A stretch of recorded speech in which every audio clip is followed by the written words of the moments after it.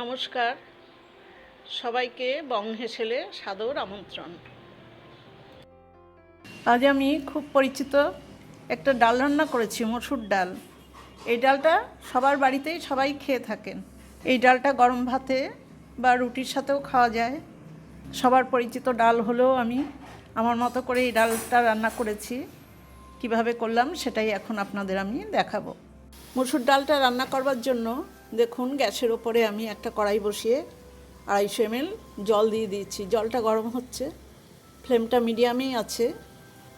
আর আমি দেখুন প্রায় 1 ঘন্টা আগে 150 গ্রাম মতো মসুর ডাল ভালো করে ধুয়ে জলে ভিজিয়ে রেখেছি। এই ডালটা আমি এই গরম জলটার মধ্যে দেব।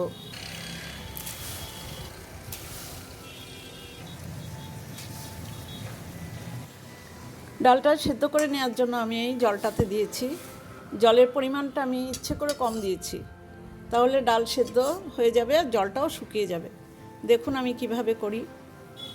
এই মসুর ডাল রান্না সবাই করেন আপনারা, এবং প্রত্যেকেই খুব ভালো রান্না করতে পারেন, কিন্তু আমি আমার মতো করছি, সেটা একটু আপনাদের কাছে দেখাচ্ছি। জলটা দেখুন ফুটে উঠেছে। এখন আমি ডালের ওপরে যে ফেনাটা ফেলে দেওয়ার চেষ্টা করব। জল খুব কম, সেই জন্য ফেনাটা ফেলতে একটু অসুবিধা হচ্ছে।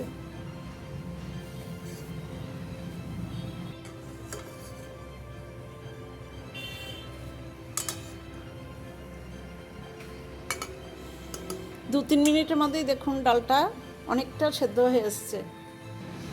এইভাবে জলটা পুরো শুকিয়ে যাওয়া অবধি আমি ডালটাকে সেদ্ধ করব। দেখুন ডালের জলটা কিন্তু শুকিয়ে গেছে প্রায়, এবং ডালটাও আমার সেদ্ধ হয়ে গেছে।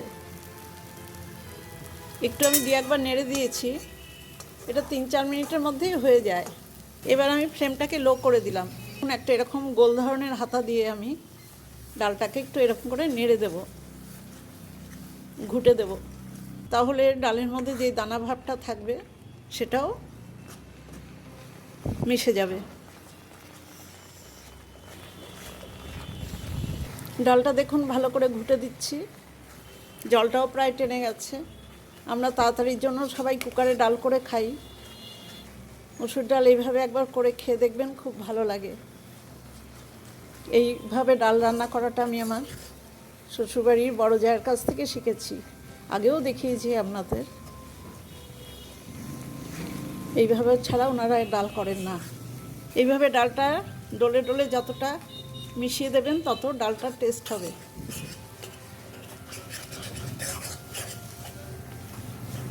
ডাল ঘোটাটা হয়ে গেছে। এবার আমি পাশের বান্নারে গরম জল বসিয়েছি, সেই জলটা ঢেলে দেব।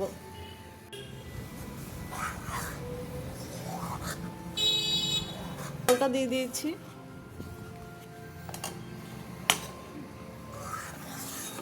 জলের সাথে ডালটা খুব ভালো করে মিশিয়ে দিলাম। আজ আর আমি ডালে কোনো সবজি দেব না। দেখুন একটু পাতলাই করব, সেজন্য একটু জলের পরিমাণটা বুঝে দিয়ে দিয়েছি। আমি আজ ডালটাতে পেঁয়াজ রসুন ফোড়ন দেব। এই ডালগুলো একটু পাতলাই হয়। এবার আমি কয়েকটা কাঁচা লঙ্কা কেটেছি, মাঝখান দিয়ে চিড়ে দিয়েছি, সেই লঙ্কাটা দিয়ে দিলাম। আর দেখুন দিলাম 1 চামচ লবণ। সামান্য হলুদ দিলাম, ডালে কিন্তু হলুদ বেশি দিতে হয় না।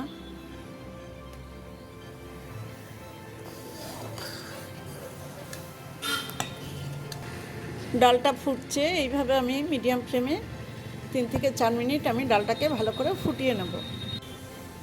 ডালটা ভালোভাবে ফোটানো হয়ে গেছে 3-4 মিনিট। এবার আমি ডালটাকে একটা অন্য পাত্রে ঢেলে এই কড়াইটা পরিষ্কার করে নেব। কড়াইটাতেই ফোড়ন দেব, সেই জন্য কড়াইটা ফাঁকা করে নেব। আর যেই পাত্রে আমি ডালটা ঢালবো সেই পাত্রটা আমি পাশের বান্নারে একদম সিমে করে রেখে দেবো, লো আছে, তাহলে ডালটা ঠিকঠাক মতো গরম থাকবে। ডালটা অন্য একটা বাটিতে নামিয়ে আমি কড়াইটা ভালো করে পরিষ্কার করে নিয়েছি। এবার আবার গ্যাসের উপরে কড়াইটা বসিয়ে দিয়েছি মিডিয়াম ফ্লেমে। আমি কড়াইতে 2 টেবিল চামচ সরষের তেল দিয়ে দেবো।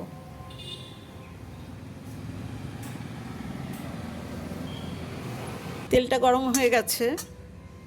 এবার আমি দুটো ছোট লঙ্কা ছিঁড়ে দিয়ে দিলাম, শুকনো লঙ্কা, আর হাফ চামচ কালো জিরে। পেঁয়াজ রসুন ফোড়নে দিয়ে আমি মসুর ডালটা করছি বলে দেখুন 6-7টা রসুনের কোয়া ভালো করে ছাড়িয়ে আমি একটু থেতো করে নিয়েছি। রসুনটা দিলাম, আর একটা মাঝারি সাইজের পেঁয়াজ কেটে নিয়েছি, সেই পেঁয়াজটাও দিয়ে দিলাম।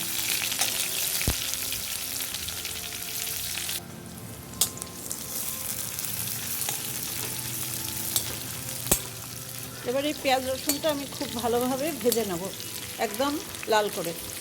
3-4 মিনিট সময় ধরে আমি রসুন পেঁয়াজটা খুব ভালো করে একদম লাল করে ভেজে নিয়েছি। এবার পাশের বার্নারে যে ডালটা আছে সেই ডালটা আমি এর মধ্যেই দিয়ে দেবো। খুব সাবধানে আমি ডালটা ঢেলে দিচ্ছি।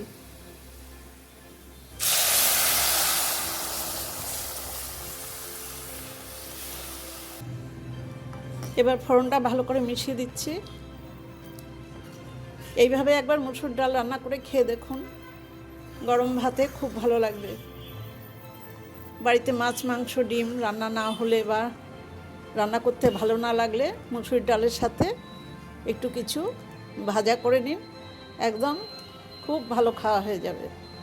রুটি দিয়েও এই ডালটা ভালো লাগে। আর বেশিক্ষণ ফোটাবো না, ফোড়নের পর বেশিক্ষণ ডাল ফোটানোর দরকার হয় না। এবার আমি গ্যাসের ফ্লেমটা অফ করে দিচ্ছি। মসুর ডালটা রান্না করা হয়ে গেছে, আমি একটা বাটিতে সার্ভ করে দিয়েছি। এভাবে আপনারা করে খাবেন, খুব ভালো লাগবে। আমার এই রান্নাটা দেখে আপনাদের যদি ভালো লাগে তাহলে আমার ছোট্ট চ্যানেলটাকে সাবস্ক্রাইব করে আমার পাশে থাকবেন। বেল আইকনটাও প্রেস করে দেবেন, লাইক করবেন, শেয়ার করবেন, আর কমেন্টস করে জানাবেন কেমন হলো। সবাই খুব ভালো থাকবেন, সুস্থ থাকবেন। ধন্যবাদ।